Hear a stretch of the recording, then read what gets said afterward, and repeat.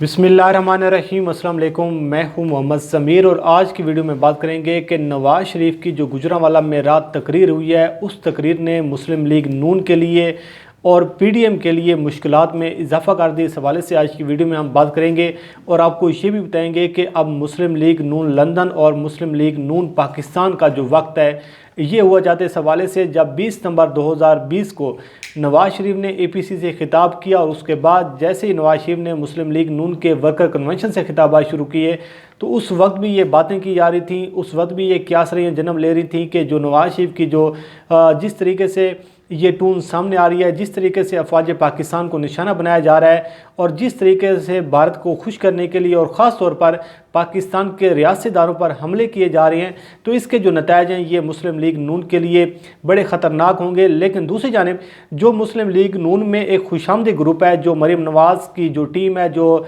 शहबाज शरीफ से हटकर जो बाकी लोग हैं वो इस पर बहुत ज़्यादा जश्न मना रहे थे, बहुत ज़्यादा खुशियाँ मना रहे थे। तो मुझे वो एक चीज़ याद आई कि जब MQM लंदन के जो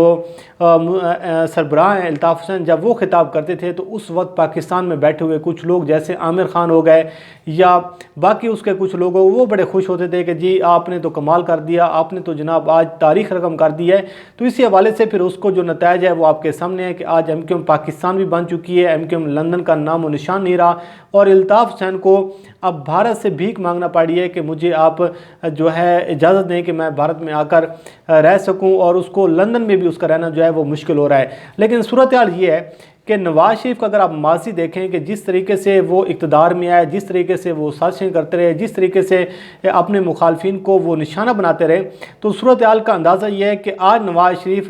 गुजरांवाला के ख़िताब में ये कहते हैं कि हमें इक़्तिदार से निकालने में सबसे ज़्यादा जो किरदार किया है वो जनरल बाजवा साहब ने किया है। लेकिन जनरल बाजवा साहब ने तो आपको इक़्तिदार से निकालने के लिए किरदार अदा किया, लेकिन जनरल बाजवा साहब ने ये भी मना किया था कि आप कौमी असम्बली के फ्लोर पर खड़े होकर कौम से झूठ बोलें, पाकिस्तान की आवाम से झूठ बोलें, असम्बली से झूठ बोलें और आप अदालतों में झूठे जो हैं कागजात जमा करवाएं। ये भी आपको जनरल बाजवा साहब ने कहा था। उसके साथ साथ आपको ये भी बाजवा साहब ने आपके बेटों को कहा था कि एक बेटा कहता है कि जो लंदन में हमने जो घर लिया है, हसन नवाज़ कहता है कि वो किराए पर है, हुसैन नवाज़ कहता है कि ये हमने दुबई में जो स्टील मिल गई थी वो बेचकर हमने ख़रीदा है। आपकी बेटी को भी बाजवा साहब ने कहा था कि आप कहें कि मेरी तो पाकिस्तान में क्या दुनिया भर में कहीं पर कोई प्रॉपर्टी नहीं है, और फिर सारी चीज़ें जब सामने आई तो ये सारी चीज़ें जो हैं आपने आवाम को ये तो बता दिया है कि हमें इक़्तिदार से निकालने में जो किरदार है वो जनरल बाजवा ने किया था। लेकिन ये भी बाजवा साहब ने आपको कहा था कि आप पाकिस्तान की सबसे बड़ी अदालत से आप झूठ बोलें, सबसे बड़ी अदालत के जजों को आप धमकियाँ दें, उनकी कॉलें आप ट्रेस करवाएं, उनको आप मोटरवे पर आप ट्रेस करवाने की कोशिश करें। तो ये सब कुछ भी बाजवा साहब करते रहे। लेकिन बात यह है कि जब बात निकलेगी तो नवाज़ शरीफ साहब बहुत दूर तक जाएगी। उसकी वजह यह है कि आपका जो मासी है वो भी साफ़ नहीं है। जब आपको इक़्तिदार में दोबारा आने के लिए और आपको अपनी बेटी का जो एक सियासी बकाया है उसको बचाने के लिए कोई रास्ता नहीं मिल पा रहा, तो अब आप कहते हैं कि मुझे जो है इक़्तिदार से निकालने में वो जनरल बाजवा ने और DGISI जनरल फैज़ अमीर साहब ने किरदार अदा किया है। दूसरी जानब उन्होंने ये भी कहा है कि मुल्क व कौम को अपनी ख्वाहिशात की भींत चढ़ाया गया है और जो कुछ भी किया गया है इससे मुल्क का नुकसान हुआ है। उन्होंने कहा है कि मेंबरान पार्लियामेंट की खरीद फरोख्त के हवाले से हमने रास्ता बंद किया था, लेकिन उसका जो रास्ता है वो खोला है जनरल बाजवा साहब ने और DGISI फैज़ अमीर साहब ने। और साथ ये कहते हैं कि जजों को ज़ोर ज़बरदस्ती के फैसले करवाए गए। आप अंदाज़ा लगाएं कि इससे बढ़कर झूठा ख़ानदान आपको कौन नज़र आएगा, इससे बढ़कर शातिर और चलाक कौन नज़र आएगा कि जो बाजवा साहब के हवाले से कहा जा रहा है और जो जनरल फैज़ अमीर के हवाले से कहा जा रहा है कि आप आज आपको इतनी बड़ी गैरत आ रही है, आप इतने बड़े हुब्बुल वतन बन रहे हैं और आपको ये आज नज़र आ रहा है कि जो मेंबरान की जो ख़रीद फरोख्त होती है पार्लियामान में वो करवाई जाती है, लेकिन बिकने वाले कौन होते हैं ये तो सोचें। आपका जो छांगा मांगा की सियासत है वो आप क्यों भूल गए कि आपने लोगों को वहाँ बुलाकर और आपने उलमा कुरान को वहाँ पर बुलाया और आपने कहा कि इन लोगों को बताएं कि जो पैसे मैं दे रहा हूँ ये हलाल के पैसे हैं, अगर आप मेरा साथ देंगे तो ये आप बहुत बड़ा जहाद कर रहे हैं। तो वो जो ख़रीदो फरोख्त थी या सब कुछ हो रहा था वो किसके कहने पर हो रहा था। और आपने जो जनरल बाजवा की एक्सटेंशन के हवाले से जब आपने वोट दिया, ये तो कोई बड़ी दूर की बात नहीं है, ये तो अभी करीब की बात है। जब आप लंदन में मौजूद थे और वहाँ से आपने ऑर्डर जारी किए कि आपने वोट देने हैं, तो उस वक्त आपकी गैरत कहाँ पर थी। मसला ये है कि जो ज़ुबैर उमर को आपने भेजा اور زبیر عمر کو جب GHQ کی جانب سے صاف جواب دیا گیا کہ بھائی جان آپ جائیں اپنے معاملات جو ہیں یہ پارلیمان میں حل کریں یا دوسری جانب آپ عدالتوں میں حل کریں، تو اس سے گیم جو ہے وہ یہاں سے گرم ہوئی اور آپ نے پھر کہا ہے کہ اب یہاں تو دال گلنے والی نہیں ہے، اب یہ ہے کہ سیدھی سیدھی فائرنگ کرو، یا پھر یہ ہے کہ مسلم لیگ نون پر پابندی لگ جائے گی، یا دوسری جانب یہ ہے کہ کوئی نہ کوئی ڈیل مل جائے گی، یا پھر دباؤ میں آ جائیں گے۔ لیکن مسئلہ جو ہے اب جنرل باجوہ صاحب ہوں یا DGISA ہوں یا پاکستان کے ریاستی ادارے ہوں، ان کو اس چیز کا اب احساس ضرور ہو چکا ہوگا کہ اگر کسی نے بھی آپ کے ساتھ کوئی تھوڑی بہت بھلائی کی ہے، اگر کسی نے بھی آپ کے ساتھ کوئی نرمی کی ہے اور آپ کی حیثیت کے حوالے سے اگر کسی نے آپ پر کوئی ترس کھایا ہے، تو اس کو آج احساس ضرور ہو رہا ہوگا کہ ہم نے آپ کے ساتھ بھلائی کر کے اور آپ کے ساتھ جو ایک نرمی کر کے کتنا بڑا اپنا نقصان کیا ہے۔ دوسری جانب اگر آپ دیکھیں کہ جو کہا جا رہا ہے کہ 26 ماہ گزر گئے ہیں اس چیز کو کہ جو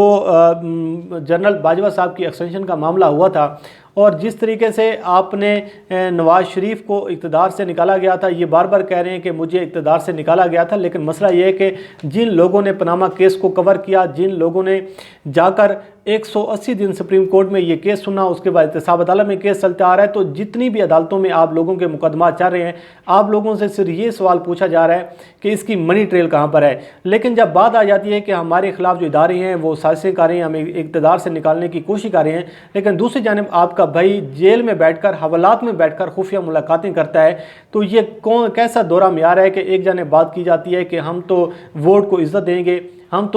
تو ریاسی اداروں کے خلاف کھڑے ہوں گے، ہم تو جناب ان کے خلاف دیوار بن جائیں گے، لیکن ساتھ ہی ساتھ آپ جناب جو ہے ڈیل لینے کی بھی کوشش کرتے ہیں، NRO لینے کی بھی کوشش کرتی ہیں۔ لیکن کچھ تجزیہ کاروں کی جانب سے اب یہ بھی جو ہے دعوے کیے جا رہی ہیں، یہ بھی اب باتیں ہو رہی ہیں کہ نواز شریف کی جو تقریر ہے گجرانوالہ میں خاص طور پر جو رات کو ہوئی ہے، یہ اب PDM کے بھی گلے پڑے گی، یہ مسلم لیگ نون کے رہنماؤں کے بھی گلے پڑے گی، اور اس حوالے سے راز روف کلاسرا صاحب نے بھی ایک ویڈیو کی، انہوں نے یہ کہا کہ میری 3-4 لوگوں سے بات ہوئی ہے، مسلم لیگ نون کے لوگ بہت زیادہ پریشان ہیں، اور وہ یہ کہہ رہے ہیں کہ نواز شریف نے یہ تقریر کر کے ہمارے لیے مشکلات میں اضافہ کر دیا ہے۔ اس کی وجہ یہ ہے کہ جن لوگوں نے پاکستان میں رہنا ہے ان کو اس چیز کا اندازہ ہے کہ پھر اس کے جو آفٹر شاکس آئیں گے وہ کس قدر جو ہیں وہ مشکل ہوں گے، اور اس سے نمٹنا کس قدر آسان نہیں ہوگا۔ اور ساتھ ساتھ ان لوگوں کو یہ بھی اندازہ ہے اچھی طرح کہ نواز شریف جو کھیل کھیلنے کی کوشش کر رہے ہیں، وقت آنے پر یہ تو پاؤں بھی پڑ جائیں گے، اور جب ڈیل ہو جائے گی ان کو کوئی پھر NRO مل جائے گا، تو پھر یہ اپنے ذاتی خون کو بھی چھوڑ کر یہ تو بھاگ جاتی ہیں، لیکن بھگتنا جو ہے وہ ہمیں پڑ جائے گا۔ ابھی شیخ رشید صاحب نے ایک پریس کانفرنس کی ہے، اس نے کہا ہے کہ میں تو پہلے بھی کہہ رہا تھا کہ نواز شریف کو جو سپیس دی جا رہی ہے یہ اداروں کے لیے بہت زیادہ خطرناک ہوگی، اور اس کے ساتھ ساتھ انہوں نے یہ کہا ہے کہ نواز شریف نے اپنی سیاست کا آج جنازہ نکال دیا ہے، اب مسلم لیگ نون لندن ہو جائے گی اور پاکستان جو ہے مسلم لیگ نون وہ الگ ہوگی، اور ساتھ ساتھ انہوں نے یہ بھی کہا ہے کہ مسلم لیگ نون پر پابندی عائد کر دی جائے۔ جس قسم کا نواز شریف کھیل کھیلنا چاہتے ہیں، یہ جمہوریت کا